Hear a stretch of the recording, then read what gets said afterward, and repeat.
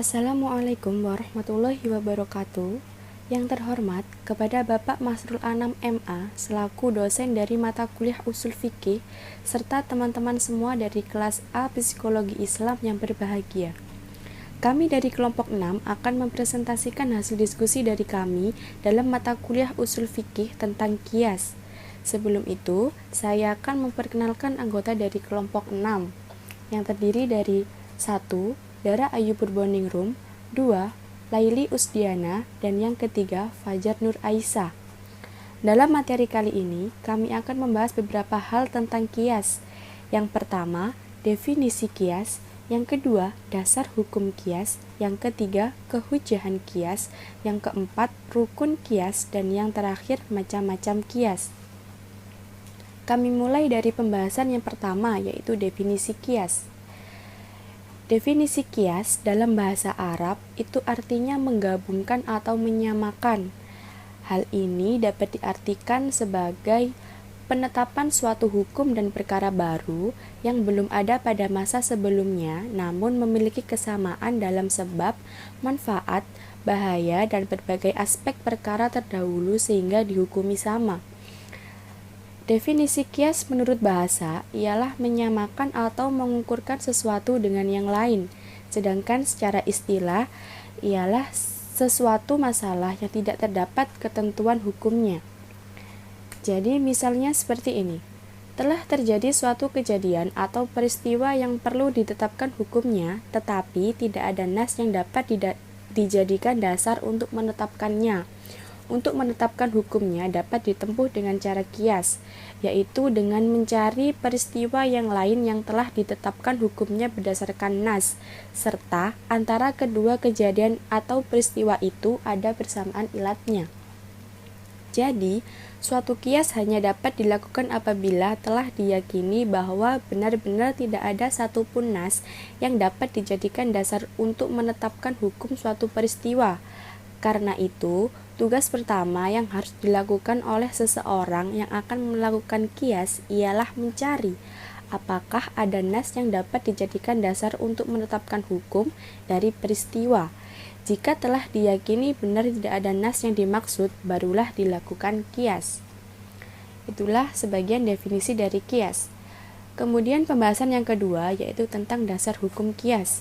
Dasar hukum qiyas ialah menyamakan peristiwa yang tidak memiliki nas dengan peristiwa yang memiliki nas, karena kesamaan ilat hukumnya adalah termasuk mengembalikan permasalahan kepada Allah dan Rasul, karena mengikuti hukum yang ditetapkan Allah dan Rasul.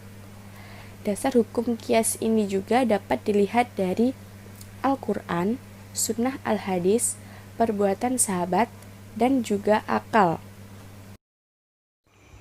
Selanjutnya, pembahasan yang ketiga yaitu tentang kehujahan qiyas. Sebagian ulama Sunni berpendapat bahwa qiyas adalah salah satu sumber hukum Islam.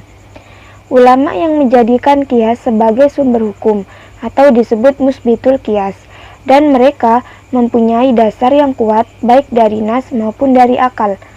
Dalam Al-Quran, terdapat banyak ayat yang menyuruh manusia menggunakan akalnya semaksimal mungkin.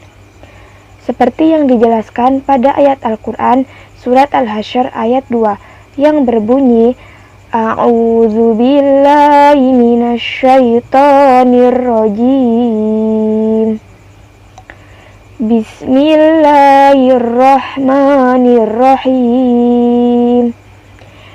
Fa'tabiru ya ulil absyar, yang artinya, maka ambillah kejadian itu untuk menjadi pelajaran, wahai orang-orang yang mempunyai pandangan. Yang keempat adalah rukun qiyas. Adapun beberapa rukun qiyas dapat dijelaskan di antaranya. Yang pertama, kejadian adalah peristiwa, perbuatan, tidak ada hukumnya atau belum jelas hukumnya, baik dalam Al-Quran maupun Sunnah. Dalam ilmu usul fikih, hal ini disebut far'un. Suatu peristiwa dapat disebut far'un apabila adanya kemudian ada kesamaan ilat dengan peristiwa yang akan disamainya. Yang kedua, kejadian yang telah ada ketentuan hukumnya, baik dalam Al-Quran maupun Sunnah, disebut asal atau disebut juga makis aleh, yaitu sesuatu yang akan dikiaskan kepadanya, atau musyabbabi, merupakan sesuatu yang akan diserupakan dengannya. Suatu kejadian dapat disebut asal apabila memiliki ciri-ciri. Yang pertama, hukumnya adalah hukum syariah amali dan berdasar nas. Yang kedua, ilat, hukumnya dapat diketahui secara akli. Yang ketiga, hukumnya bukan merupakan cabang atau far'un dari asal mansuk. Yang keempat, nas hukum asal tidak meliputi hukum far'un.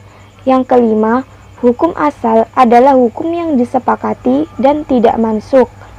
Yang terakhir, hukum pada asal tidak mempunyai kias rangkap. Rukun kias yang ketiga yaitu ilat, merupakan suatu sifat yang menjadi dasar hukum pada asal.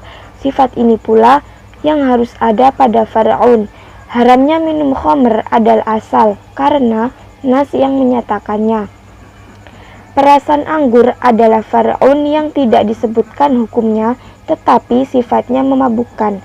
Karena sifatnya sama, maka rasa anggur dan semua makanan dan minuman yang memiliki sifat memabukkan hukumnya disamakan dengan khamr, yaitu haram. Kata ilah penggunaannya sering tumpang tindih dengan sebab dalam hukum wad'i. Sebab biasanya berhubungan dengan suatu alasan yang tidak bisa dipahami akal.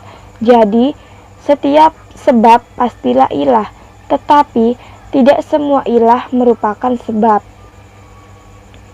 Yang keempat, hukum asal, yaitu hukum suatu kejadian yang sudah disebutkan dan akan ditetapkan bagi far'un karena sama sifatnya atau ilatnya. Suatu sifat dapat dijadikan sebagai ilat apabila jelas dan doni, atau dapat dibuktikan, dapat dibatasi secara pasti sama antara asal dan far'un, serta munasabah, yaitu dugaan kuat bahwa sifat tersebut merupakan alasan hukum pada asal, sehingga adanya menyebabkan adanya hukum, dan tidak adanya mengakibatkan tidak adanya hukum. Macam-macam kias. Kias mempunyai tingkatan yang berbeda-beda. Perbedaan tersebut didasarkan pada tingkat kekuatan hukum karena adanya ilah yang ada pada asal dan furu'. Adapun tingkatan tersebut pada umumnya dibagi menjadi 3, yaitu kias aula, kias musawi, kias adnan. Yang pertama, kias aula, yaitu kias yang apabila ilahnya mewajibkan adanya hukum. Hukum cabang memiliki nilai yang lebih utama daripada hukum yang ada pada al-asal. Misalnya, berkata kepada kedua orang tua dengan mengatakan buset, atau kata-kata lain yang semakna dan menyakitkan, itu hukumnya haram. Lalu dikiaskan, memukul dengan perkataan buset, dan sebagainya, hukumnya lebih utama.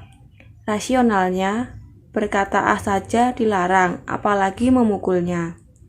Memukul tentu lebih menyakitkan dibanding berkata Yang kedua, kias musawi, yaitu kias yang apabila ilahnya mewajibkan adanya hukum. Hukum yang ada pada asal dan hukum yang ada pada cabang nilainya sama. Contohnya, keharaman memakan harta anak yatim. Dapat dikiaskan bahwa segala bentuk kerusakan atau kesalahan, pengolahan, atau salah manajemen yang menyebabkan hilangnya harta tersebut juga dilarang, seperti memakan harta anak yatim. Yang ketiga, kias adnan, yaitu kias yang apabila ilahnya mewajibkan adanya hukum. Hukum cabang nilainya lebih lemah daripada hukum asal. Sebagai contoh, mengiaskan hukum apel kepada gandum dalam hal riba fadli. riba yang terjadi karena adanya kelebihan dalam tukar-menukar antara dua buah kebutuhan pokok atau makanan. Kesimpulan, qiyas merupakan hukum sesuatu yang tidak ada nasnya dalam Al-Quran dan hadis dengan cara membandingkan dengan sesuatu yang ditetapkan hukumnya berdasarkan nas. Dengan cara qiyas, para mujtahid telah membalikkan ketentuan hukum sesuatu pada sumbernya Al-Quran dan hadis. Sebab hukum Islam kadang tersurat jelas dalam nas Al-Quran atau hadis, kadang juga bersifat implisit analogik terkandung dalam nas tersebut. Sekian dari presentasi kelompok kami. Apabila ada kurang lebihnya, kami mohon maaf. Wassalamualaikum warahmatullahi wabarakatuh.